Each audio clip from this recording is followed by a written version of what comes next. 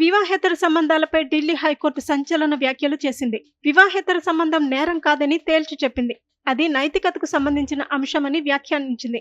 ఈ క్రమంలో గతంలో సుప్రీంకోర్టు చేసిన వ్యాఖ్యలను ఉదహరిస్తూ ఓ వ్యక్తి భార్య ప్రియుడికి ఢిల్లీ హైకోర్టు విముక్తి కలిగించింది.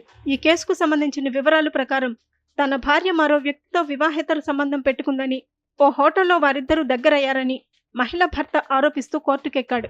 ఈ కేసులో ఆ ప్రియుడిని మెజిస్ట్రేట్ కోర్టు విడిచిపెట్టేసింది. దీంతో బాధిత భర్త సెషన్స్ కోర్టును ఆశ్రయించాడు. వాదనలు విన్న కోర్టు ప్రియుడికి సమన్లు పంపింది. దీనిని అతడు ఢిల్లీ హైకోర్టులో సవాలు చేశాడు. అక్కడ కూడా అతడికి అనుకూలంగానే తీర్పు వచ్చింది. ఈ సందర్భంగా కోర్టు కీలక వ్యాఖ్యలు చేసింది.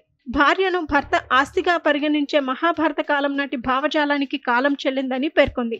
వివాహేతర సంబంధం నేరమంటూ ఐపీసీ 497 సెక్షన్ ఇచ్చిన నిర్వచనం రాజ్యాంగబద్ధం కాదని సుప్రీంకోర్టు గతంలో ఇచ్చిన తీర్పును ఈ సందర్భంగా ఢిల్లీ హైకోర్టు న్యాయమూర్తి జస్టిస్ నీనా బన్సల్ కృష్ణ గుర్తు చేశారు.